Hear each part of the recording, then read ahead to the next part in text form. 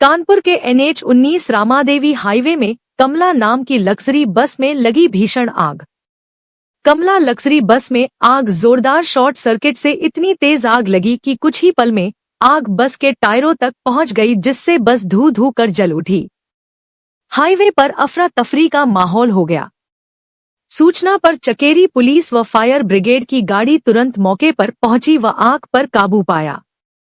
बस में किसी भी जान माल की सूचना नहीं है। बस पर सवार प्रत्येक यात्री को सुरक्षित उतारा लिया गया।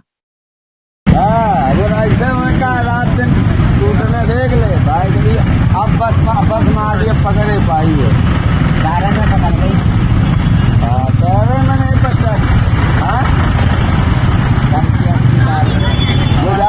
वीडियो बना रहे, देख नहीं रहे, सब तारे वाले वीडियो बना रहे हैं। पहले पुलिस वाले तो वीडियो में चल रहे हैं, बस पकड़ रही हो, कोई मतलब नहीं है। इंजन में